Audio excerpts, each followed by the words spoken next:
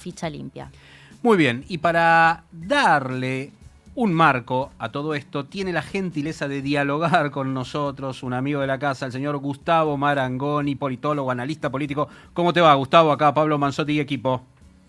Hola Pablo, hola a todos, gracias por llamar. Vos sabés que ayer hablaba, cuando ya se veía esto de alguna manera, hoy nos llegaron los papeles que ya ingresó oficialmente el proyecto, hablaba con una amiga también de tu palo, así, analista político, y le digo, ¿tiene sentido en este momento, en medio de debilidad, el gobierno que busca, tiene los votos como para aprobar una cosa así? Te la traslado a vos, mi inquietud, y arrancá por donde quieras. Todo gobierno siempre intenta establecer la agenda, establecer los puntos que se van a discutir. A ver, los gobiernos y hasta las personas en discusiones más coloquiales, siempre el que tiene la iniciativa de decir, che, hablemos de esto, si los demás se enganchan, bueno, obviamente tiene la centralidad. Sobre todo en un contexto donde a lo mejor la administración viene con problemas de diversa índole, entonces, como decía esa vieja frase de Joyce en el Ulises, digamos, ya que no podemos cambiar Irlanda, cambiemos de tema, ¿no? Entonces, Claro. punto número uno. Como bien adelantaba Sofía, entre los puntos salientes, por los que puso en el tuit de ayer, ahora ya vamos a conocer la letra más específica con el proyecto que acaba de ingresar al Senado, dicen eliminar las PASO, dice el presidente, cambiar el financiamiento y establecer ficha limpia. Están los tres puntos que él rescataba. Después ponía la justificación. ¿Por qué quiere eliminar las PASO? Dice, porque basta de obligar, estoy citando textualmente el tuit del presidente, a los argentinos a pagar internas de la casta. Bueno, ahí nos detenemos un segundo. El argumento económico quizás no sea el más poderoso para intentar justificar el por qué uno buscaría eliminar la primaria abierta, simultánea y obligatoria. Se puede abrir un debate. Un debate puede ser seguir con las PASO, pero que en vez de ser PASO sea PAS, es decir, sean primarias abiertas y simultáneas, pero no obligatorias. Claro. Ese sería un elemento para no establecer el hecho coercitivo de tener que ir a votar en la interna de los partidos, en la preselección, digamos. Eso podría ser un debate. Pero el gobierno dice, no, vamos por la eliminación. Uno puede suponer que cualquier gobierno busca modificar, reformar el régimen electoral porque entiende que con el nuevo que quiere instalar se puede beneficiar. Pero como decía ese pensador argentino Toussaint, guarda que puede fallar. Claro. ¿Por qué? Porque el kirchnerismo, en el año 2009, sancionó la ley de primarias abiertas, simultáneas y obligatorias, y en general con ese régimen perdió más elecciones que de las que ganó. Claro. De hecho, Cambiemos se formó en el 2015 gracias a la existencia de la PASO, que en ese momento congregó a la coalición cívica, la Unión Cívica Radical y al PRO, y permitió la candidatura de Mauricio Macri, que a lo mejor sin esa herramienta hubiese sido, no digo imposible, pero mucho más dificultoso. Entonces, a veces los gobiernos, y uno, estoy pensando en voz alta, especulando, pero diría, a veces los gobiernos, al cambiar las reglas con las que llegaron, pueden terminar dándose un tiro en el pie, porque uno dice, bueno, estas reglas no sé si serán muy buenas o muy malas, pero no les impidió llegar. Claro. Entonces, punto número uno es el tema de la primaria. Eso deja abierto, bueno, si se eliminan, ¿cómo se eligen los candidatos? El gobierno dice, bueno, que cada partido utilice el método que le parezca más conveniente. Claro, tampoco uno puede ignorar que la Libertad Avanza tiene una jefatura muy nítida y muy vertical, que es la de Javier Milei. No va a tener dificultades él y su hermana para decir, bueno, los candidatos en cada provincia son así, así, así, asau. Y hago la mención específica de las provincias y los territorios, porque acá también hay una novedad. No solo propone eliminar las PASO, sino también una boleta única de papel que incorpore el tilde de la lista completa, cosa a la que el año pasado el gobierno se oponía, no acompañaba. ¿Pero por qué el año pasado no y el año que viene sí? Porque el año que viene llevan a la cancha a su principal figura, que es Milei. Claro. Entonces, digamos, se podría arrastrar en una lista sábana, digamos, a todos los candidatos menos conocidos o menos disputados. Gustavo, acá, lacólogo de ¿Cómo estás? Hace un ratito decías que el tema de el dinero que sale llevar a cabo las PASO no le sirve al gobierno desarrollar. ¿Por qué decís esto? Porque mucha gente, por ejemplo, hace un rato, Diego Santilli dijo, vamos a eliminar las PASO y ahorrar más de 200 millones de dólares para los argentinos. Mira, en realidad el argumento de eliminar un procedimiento electoral vinculado a lo económico, uno podría decir, bueno, entonces suspendamos todo tipo de elecciones, porque finalmente son caras. Por supuesto que el sistema democrático tiene un costo de mantenimiento. Claro. Me parece que si hablamos de recursos, es más interesante ver, obviamente como el proyecto acaba de entrar, todavía no tuve la oportunidad de analizar la propuesta, pero en todo caso ver el tema del financiamiento. Porque es cierto que el financiamiento de la política, ya no de las PASO, sino de las campañas, Sí. vamos a ser suave porque es una linda tarde de miércoles, es al menos opaco en la Argentina. Claro. ¿Por qué? Porque vos ves campañas que tienen un despliegue extraordinario y después cuando rinden cuentas te dicen, sí, gastamos 25 pesos con 50. Y vos decís, contame cómo haces, porque yo voy al supermercado y gasto más.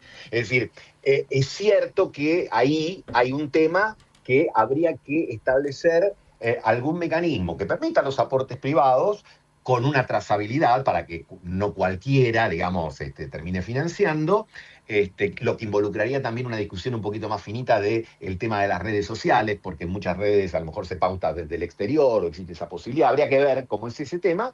Y, por otro lado, también hay que ver un tema que será de abogados constitucionalistas, porque cortar el financiamiento a los partidos políticos es algo que a priori, insisto, no leí el proyecto, hay que ser prudente y esperar, pero a priori entra en ruido con la Constitución Nacional, porque la Constitución Nacional, reformada en el 94, reconoce a los partidos políticos y reconoce la obligatoriedad del Estado de contribuir a su mantenimiento.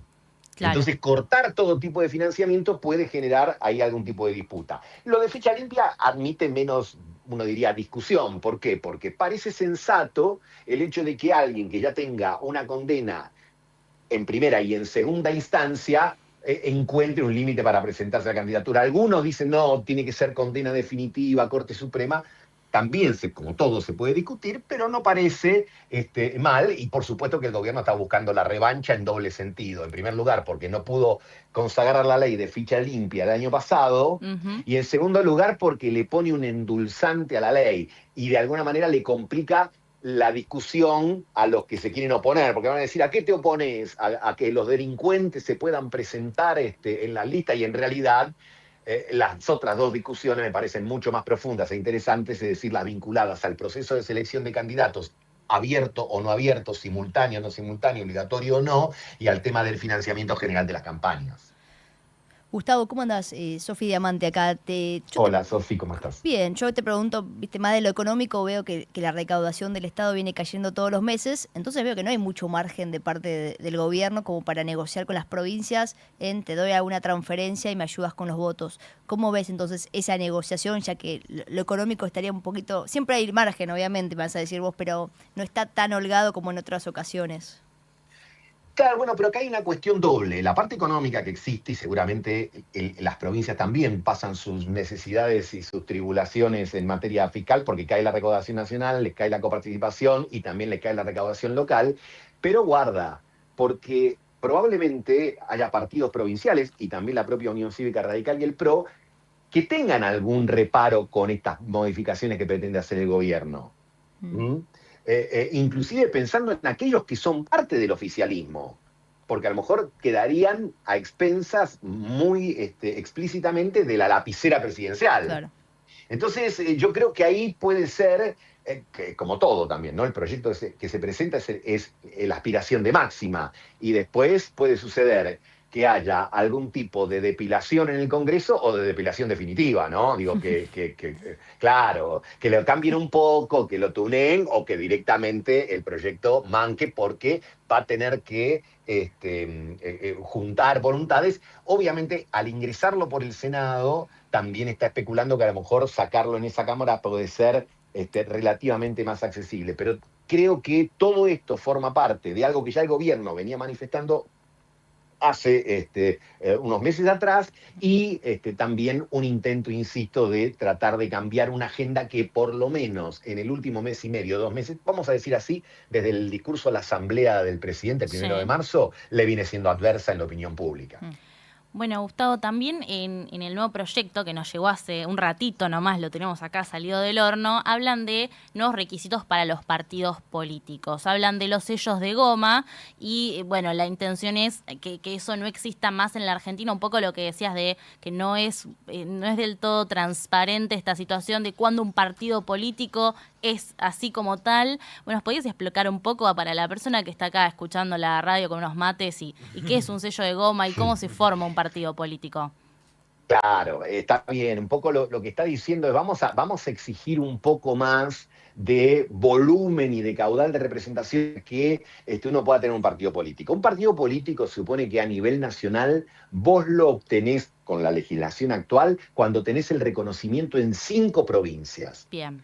Lo que está proponiendo la ley es elevar ese reconocimiento a 10 provincias. Exacto. Y también está modificando los pisos electorales que tenés que sacar.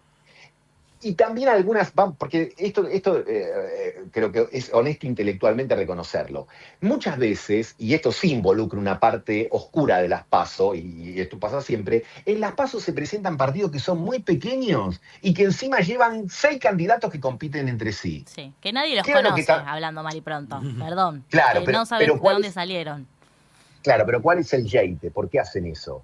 Porque si hay 6 candidatos, tienen que emitir una enorme cantidad, tienen que imprimir, perdón, una enorme cantidad de boletas que hasta ese momento pagaba el Estado, y en realidad esas boletas le daban el dinero, no imprimían tantas, era una fuente de financiamiento blue, si me permiten, ¿no? Bien. Entonces, indudablemente que los partidos, a ver, muchas veces hay candidatos que vienen de afuera o alguno que se peleó con su partido y dice, no, yo no me voy a quedar afuera, tengo que conseguir, y aparece siempre alguien que le dice, mira, yo tengo como los vendedores de los trenes o de los subtes sacan del bolsillo y dicen, mira, tengo un portadocumento que además viene con un alfajor y viene con, ¿no? Entonces, y tengo un partido político que está reconocido, que es el partido de la democracia por lo libre del mundo, y vos decís, ¿cómo es esto? Pero tiene la chapa, y entonces el otro dice, ah, bueno, fenómeno, y generalmente termina siendo una cuestión de transacción de naturaleza pecuniaria. Insisto, vamos a respetar la linda tarde que tenemos y ser lo más estilizados en el lenguaje posible. Bueno, el desarrollismo, perdóname, ¿el desarrollismo no era el que le había prestado en su momento a Milei o para empezar a ejercer? Algo había habido con La Libertad Avanza, ¿no? ¿O estoy confundido? Mirá, no recuerdo si exactamente era el MIT, pero es uno de los partidos que en algún momento tuvo algún nivel de representación y que después, obviamente, claro, fue en decadencia. Y vos te encontrás, por supuesto, con que en la Argentina hay cientos de partidos que tienen el reconocimiento, y más allá de que les piden ciertos requisitos de durante 2 elecciones, tener un mínimo, pero muchas veces eso lo gambetean porque hacen coaliciones, se suman a una coalición que sí obtuvo los votos. Entonces, me parece bien elevar el estándar de requisitos. Después hay otras cosas que vi solamente a la pasada, digamos, el anuncio de la presentación del proyecto, que son más curiosas. Si no me pareció ver mal, decía que se iba a prohibir la contratación de consultores extranjeros. Y eso, digo, la verdad que medio raro, no sé por qué, digamos, ¿no? Sobre todo en un gobierno de inspiración liberal, digamos, ¿no? Pero suena raro, porque vos decís, bueno, si yo puedo explicar cómo los contrato, primero porque van a seguir existiendo, digo, permítanme spoilear, van a seguir existiendo. Entonces, el tema es, lo ideal sería que todo se pueda blanquear, ya que hay una ley de inocencia fiscal y en la Argentina hubo mucho blanqueo, sería muy importante también que haya una suerte de transparencia en las reglas electorales. A uno le gustaría que esto fuese una oportunidad para que el sistema sea más transparente, más trazable, es decir, que vos tengas quienes aportan y que no caigamos en esa hipocresía de decir, no, ponemos el tope de que nadie puede donar más de 100.000 pesos, porque una campaña, y sobre todo una campaña presidencial, en la Argentina y en otros muchos lugares del mundo, vale decenas de millones de dólares. Entonces, esto es así y va a seguir siendo así. Lo ideal sería que en la mayor medida posible se pueda establecer un mecanismo que permita identificar los fondos y que, bueno, a lo mejor mantenga un sistema mixto, tanto público como privado. Que los privados participen más y que lo hagan de una manera mucho más frontal, pero que el Estado no desaparezca de algún tipo de financiamiento, porque probablemente no todos tienen la misma posibilidad de acceder al financiamiento privado que pueden obtener distintas fuerzas políticas. Gustavo, muchísimas gracias por estos minutos que nos dedicaste y fíjate que ni te mencioné la derrota digna que tuvieron el domingo, pero bueno, simplemente esto, acá tenés a Sofía. ¿Vos querés hablar, hablar del penal que Ay, no por favor, estaba esperando para que lloren toda la semana llorando ese no penal. Yo pensé que este programa no era polémica en el bar, pero es polémica en el bar. Mira, en esta radio tenemos a Juan Pablo Vázquez, a mi amigo Juan Pablo Vázquez, que dijo que no fue penal. Si Juan Pablo Vázquez dice que no fue penal, no fue penal. Así que, bueno. Con todo el respeto del mundo para Juan Pablo, firmo. Castrilli dijo que fue penal. Y Castrilli fue árbitro, hijo. Escuchame una cosa. Gustavo, en serio, muchísimas gracias. Te mando un abrazo enorme. No, abrazos para todos ustedes. Gracias. Gustavo Marangoni, entonces, politólogo, analista político acá, echando